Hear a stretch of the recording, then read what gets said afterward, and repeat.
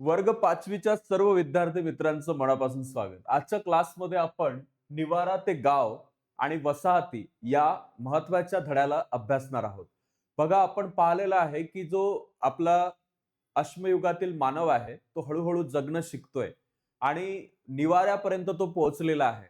आता निवारा भेटल्यानंतर त्याच्या वसाहती कशा तयार होतात त्याबद्दल आपण या चॅप्टरमध्ये जे आहेत ते समजून घेणार आहोत. बघा, निवारा म्हणजे कोणत्याही ठिकाणी जेव्हा माणसाला राहायला एक योग्य ठिकाण मिळतं. आपण ज्या ठिकाणी म्हणू शकतो की माणसाला जगण्यासाठी तर सर्व गोष्टी लागतातच, त्यातला एक महत्वाचा जो घटक आहे त्या 3 गोष्टीमधला तो म्हणजे आहे निवारा. निवारा त्यानंतर हंगामी तळ.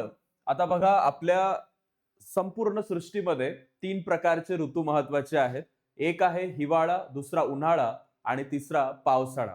या तीनही ऋतूमध्ये माणसाच्या ज्या निवाऱ्यातील ज्या गरजा असतात त्या बदलत असतात. जसं हिवाळ्यामध्ये त्याला उबदार अशी जागा लागते जी जास्त थंडाव्या याच्यामध्ये नसेल, एखाद्या चांगल्या ठिकाणी असेल. त्याचबरोबर पावसाळ्यामध्ये त्याचं जे छत आहे ते उत्तम प्रतीचं असलं पाहिजे, नाहीतर पाणी जे आहे ते सगळं घरात जाईल. तिसरी महत्वाची जी गोष्ट आहे ती म्हणजे उन्हाळा. उन्हाळ्याच्या याच्यामध्ये गारवा यावा घरामध्ये किंवा त्या निवाऱ्यामध्ये, त्यामुळं थोडंफार वातावरण थंड राहावं. अशा तिन्ही दृष्टिकोनातून एक योग्य निवारा जो आहे तो माणसाला शोधणं एक आवश्यक ठरलं. आणि तिसरा जो महत्वाचा मुद्दा आहे तो आहे वसाहती गाव. आता बघा, 5व्या पाठामध्ये आपण पाहिलं की शक्तिमान मानव प्रामुख्याने कुठं राहायचा? गुहांमध्ये वस्ती करून राहत होता. 5व्या धड्यामध्ये जे आपण पाहिलंय की जो शक्तिशाली मानव होता, म्हणजे जो आपण म्हणू शकतो बुद्धिमान तर एक वेगळा प्रकार आहे, पण शक्तिशाली मानव होता तो मुख्यतः कुठे राहायचा? गुहांमध्ये वस्ती करून राहायचा, तो केव्स मध्ये राहायचा. त्यानंतर युरोपमध्ये गोठवून टाकण्या इतकं अतिशीत हवामान त्यावेळेस होतं. ज्यावेळेस हा मानव तिथं राहायचा, शक्तिशाली मानव, त्यावेळेस युरोपमध्ये परिस्थिती अशी होती की वातावरण अति थंड राहायचं. म्हणजे तुम्ही म्हणू शकता सगळीकडे बर्फच बर्फ. युरोपमध्ये आजही आपण पाहतो कितीतरी महत्वाची ठिकाणं आहेत, तिथं 12ही महिने लोकांना स्वेटर किंवा जॅकेट्स घालून राहावं लागतं. शेकोटीचा उपयोग केल्यामुळं आणि चामड्याचे कपडे वापरल्यामुळं त्यांना थंडीपासून काय मिळत होतं? संरक्षण मिळत होतं. ओके. शेकोटीचा वापर कसा? म्हणजे आगीचा शोध लागल्यानंतर त्यानं शेकोटी करायला सुरुवात केली, त्यातून त्याला योग्य ऊब मिळायची. सोबतच आपण म्हणू शकतो चामड्याचे कपडे वापरायला त्यानं सुरुवात केली, जे लेदरचे कपडे होते. त्याचबरोबर थंडीपासून त्याला संरक्षण त्याच्यामुळे मिळवता आलं. परंतु याच्यामध्ये एक महत्वाची गोष्ट आपल्याला पाहायला मिळते, ती म्हणजे की हा जो मानव राहायचा तर इथं त्याची आपण एक निवाराचं स्थान बघू शकतो. सोबतच शक्तिशाली जो मानव होता तो फ्रान्स येथील एका गुहेच्या आतील भागामध्ये उभारलेल्या 2 खोल्याचा एक त्याचा आपण तंबू पाहू शकतो. सोबतच तेवढंच पुरेसं ठरलं नसावं, त्यामुळं गुहेच्या आतील जो भाग आहे तिथं तो जनावराची कातडी वापरायचा. जसं आज आपण उलन क्लोथ वापरतो, कोणता तरी प्रजाती जी आहे, म्हणजे मेंढीच्या केसांपासून ती लोकर जी बनते त्याच्यापासूनचे आपण स्वेटर्स वापरतो. त्या काळामध्ये चामड्याचे कपडे वापरले जायचे आणि ते वापरून उबदार तंबू उभे केले जायचे. जिथं गरज होती तिथं त्यांनी ज्या आहे उघड्यावरी तशा झोपड्या बांधलेल्या होत्या. मानव मोठ्या प्रमाणावर मासेमारी जो आहे ते करायला लागला होता. सोबतच आता त्याचा रानडुक्कर, हरिण, डोंगरी शेळी, मेंढी यासारख्या छोट्या प्राण्यांच्या शिकारीवर पण जो आहे तो अधिक भर होता. आपण इथं बघू शकतो अशा प्रकारचं जे घर आहे ते आपल्याला याचं पाहायला मिळतं. आता दुसरा जो काळ आहे तो आहे हंगामी तळाचा काळ. बघा, मध्याश्मयुग जो होता, ज्यामध्ये अश्मयुगानंतरचा मधातला पार्ट त्याला आपण मध्याश्मयुग म्हणतो. त्या काळात बुद्धिमान मानवाच्या समूहांनी जगभर वस्ती तयार केलेली होती, म्हणजे जगभरामध्ये याची वस्ती होती. सोबतच मध्याश्म युगामध्ये हवामान जे होतं ते उबदार होऊ लागलेलं होतं. त्याचबरोबर सर्वत्र पर्यावरणामध्ये जर आपण पाहिलं तर बदल होत होते. त्यामुळे मध्याश्म युगाच्या काळामध्ये बुद्धिमान मानवाच्या आहार पद्धतीतही बदल होत होता. आता जसा एरिया आहे, जसं एन्व्हायरमेंट आहे, त्यानुसारच आपण आपलं जे अन्न आहे ते ग्रहण करतो. बघा, तुम्ही कोकण किनारपट्टीमध्ये जर गेलात, त्या ठिकाणी त्यांच्याकडे गव्हासारख्या गोष्टी किंवा आपण म्हणू शकतो जे काही वेगवेगळ्या प्रकारच्या गोष्टी लवकर त्यांना प्रोव्हाइड होत नाही.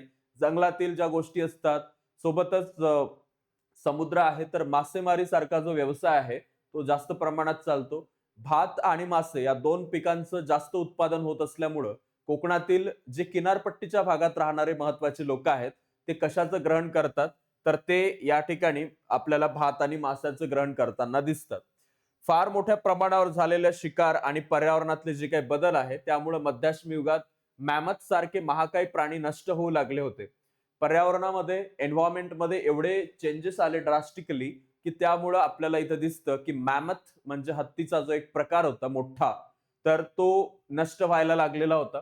त्यामुळे शिकारीच्या बरोबरीनं बुद्धिमान माणूस जो होता, तो मोठ्या प्रमाणावर मासेमारी आणि ह्या सगळ्या गोष्टीकडे तर आलाच. आता हा मॅमथ नावाचा प्रकार तुम्ही बघू शकता, की हत्तीचा पूर्वज आहे आणि तो तुलनेनं आकारानं प्रचंड मोठा असणारा प्राणी होता, जो मॅमथ होता. आता बदललेल्या आहार पद्धतीमुळे बुद्धिमान मानवाचे समूह दूरवरच्या प्रदेशापर्यंत भटकंती करू शकत होते. त्याचबरोबर बदलत्या हवामानानुसार वेगवेगळ्या ठिकाणी तात्पुरती वस्ती करून ते राहायचे. त्या त्या हवामानानुसार धान्याची कापणी करणं, फळं, कंदमुळं गोळा करणं, ही कामं नेहमी त्यांच्यासोबत आपल्याला दिसतात. मासे कोणत्या हंगामात खूप मिळतील हे जाणून घेऊन त्याचा फायदा करून ते घ्यायचे. कोणत्या ठिकाणी अधिक शिकार मिळेल याचं निरीक्षणही ते करत होते. सोबतच अशा कारणामुळं ते एके ठिकाणी दीर्घकाळ मुक्काम करायचे. रानातील झाडांची तोडणी करून मोकळ्या केलेल्या जागेमध्ये त्यांचं जे हंगामी तळ आहे ते पडत होतं. म्हणजे एक रानामध्ये अशी मोकळी जागा जी असते किंवा ज्या ठिकाणी असेलही काही, तर ते त्याला क्लीन करायचे आणि क्लीन करून तिथे एक हंगामी असा एक निवारासारखं वसाहत तयार व्हायची. तुम्ही इथं बघू शकता. एकाच ठिकाणी खूप सारे मानव एकत्र आलेले आहेत आणि मध्याश्म युगात हंगामी तळाचं एक कल्पना चित्र इथं तयार केलेलं आहे, की अशा पद्धतीनं ते राहत असतील. कोणी शिकार करत असेल, कोणी अन्न बनवत असेल, शिजवत असेल, कोणी त्या ठिकाणी आपण बघू शकतो लहान मुलं जे आहेत, ते घरची कामं छोटी-मोठी करतायत. त्यानंतर आपल्याला इथे दिसतं नवाश्म युगातला मानव किंवा गाव जे आहे ते कसं होतं. यामध्ये आपल्याला वेगवेगळ्या प्रकारच्या लोकांचं राहणीमान दिसतं आणि घरांची जी आकृती आहे ती आता आजच्या सारख्या झोपडीसारखी आपल्याला दिसते. म्हणजे खूप ॲडव्हान्स त्या वेळेमध्ये ते झालेले होते नवाश्म युगामध्ये. गावाची वसाहत जर आपण पाहिलं, तर नवाश्म युगामध्ये माणसाची जीवन पद्धती जी होती, ती पुराश्म युग आणि मध्याश्म युग या काळातील जीवन पद्धतीपेक्षा पूर्णपणे काय होती, भिन्न होती. सोबतच या काळामध्ये मानव अन्नधान्याचा उत्पादक बनलेला होता. खूप जास्त प्रमाणामध्ये अन्नधान्य उत्पादन या काळात व्हायचं. सोबतच शेतीची सुरुवात हे नवाश्मयुगीन संस्कृतीचं वैशिष्ट्य आहे. या ठिकाणी शेतीची सुरुवात झाली. शिकार आणि फळं कंदमुळं गोळा करण्यासाठी सतत फिरत राहणे आवश्यक असतं. परंतु दीर्घकाळ पुरेल एवढ्या अन्नधान्याची तजवीज शेतीतून करता येणं जे आहे ते शक्य झालं आणि त्यामुळं त्या काळामध्ये शिकार करण्याची गरज जी होती ती राहिली नव्हती. म्हणजे आता शेती सोबतच त्यांना विविध प्रकारचे जे अन्न आहे, जसं गहू आहे, ज्वारी आहे, या प्रकारच्या अन्नाला ते प्रिपेअर करायचे. फळभाज्या, त्याचबरोबर वेगवेगळ्या प्रकारची जी फळं आहेत, त्याचबरोबर भाज्या आहेत, त्याही उगवल्या जायच्या.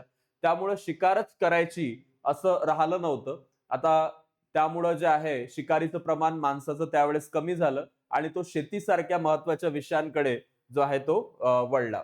त्यामुळं सतत फिरण्याची आवश्यकताही त्याला उरली नाही आणि शेतीच्या कामाच्या स्वरूपामुळं त्यांना एके ठिकाणीच राहणं जे आहे ते आवश्यक झालं. त्यामुळं कायमस्वरूपी गाव वसाहती उभारून माणसांच्या ज्या अनेक पिढ्या आहेत त्या एके ठिकाणी स्थिरावल्या. एकाच ठिकाणी आता मानव राहायला लागले. सोबतच या नवाश्मयुगीन गाव वसाहतींचे सामाजिक संघटन, संस्कृती यांचे विविध पैलू आपण या पुढील पाठामध्ये पाहणार आहोत. पण अतिशय उत्तम प्रकारचा हा पाठ होता. छोटा होता.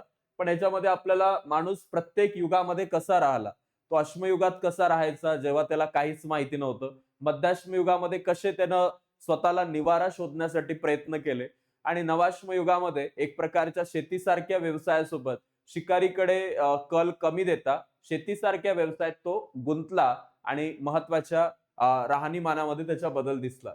आता प्रत्येकी एका वाक्यात उत्तर द्या. बुद्धिमान मानवाचा कोणत्या प्राण्यांच्या शिकारीवर अधिक भर होता? तर या प्रश्नाचं उत्तर आपण करूया. बुद्धिमान माणूस कोणत्या प्रकारच्या गोष्टींची शिकार त्या काळात करायचा? ठीक आहे. या ठिकाणी आपण बघू शकतो. कंदमुळं वगैरे तर हे शिकारीमध्ये येत नाहीत. त्यामुळं या ठिकाणी आपल्याला मानव मोठ्या प्रमाणावर मासेमारी जे आहे ते करण्याच्या क्रियेमध्ये दिसतो. आणि रानडुक्कर, हरिण, डोंगरी शेळी, मेंढी हे जे छोटे प्राणी होते यावरती त्याचा विशेष करून भर होता. पण तो जो आहे हळूहळू काय झाला, बुद्धिमान माणसाच्या प्रभावामधून कमी झालेला दिसतो. तर याचं आपण उत्तर लिहू शकतो. मासेमारी एक महत्वाचा विषय आहे. त्यानंतर रानडुक्कर, हरिण, डोंगरी शेळी, मेंढी यासारख्या प्राण्यांची शिकार बुद्धिमान माणूस जो आहे तो मुख्यतः करायचा.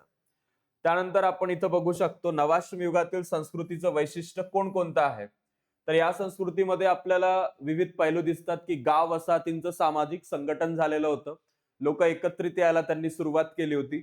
सोबतच यामध्ये वेगवेगळ्या प्रकारच्या आपण म्हणू शकतो लोकांनी एक केलेल्या होत्या की शिकारचं प्रमाण कमी झालं. सोबतच शेतीविषयक ज्या काही धान्यासारख्या गोष्टी आहेत त्याकडे त्यानं जे आहे फोकस करायला सुरुवात केली. त्यानंतर कारणं लिहा. मध्याश्म युगात बुद्धिमान मानवाचा आहार पद्धतीत बदल होत होता. तर शेतीसारखं महत्वाचं कारण तिथं तुम्ही एक्सप्लेन करू शकता. मानव एके ठिकाणी दीर्घकाळ मुक्काम करू लागला. याचं कारण काय होतं? कारण आता त्याला शिकारीसाठी इकडे तिकडे फिरायची गरज नव्हती.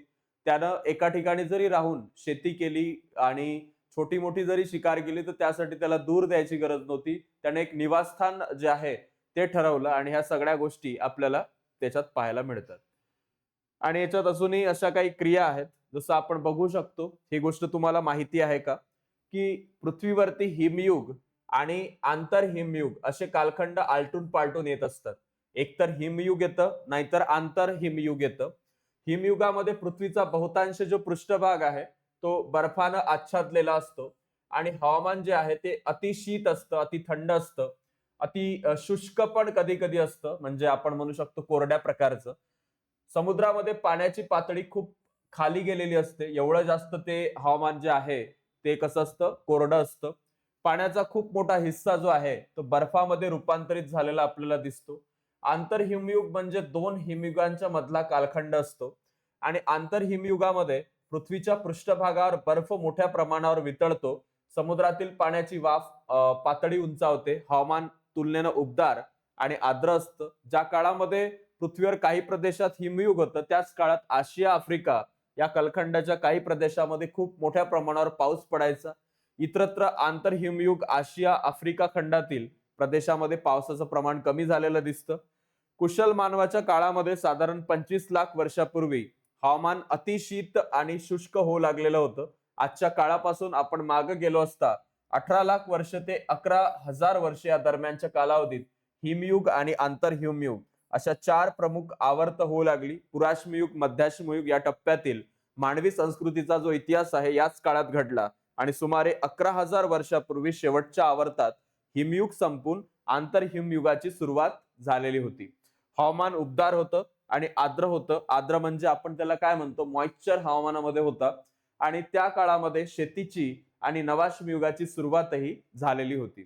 तर ह्या सगळ्या गोष्टी आपण या चॅप्टर मध्ये पाहिलेल्या आहेत. पुढचा जो आपला धडा असेल तो असेल स्थिर जीवनाची सुरुवात माणसानं कशी केली.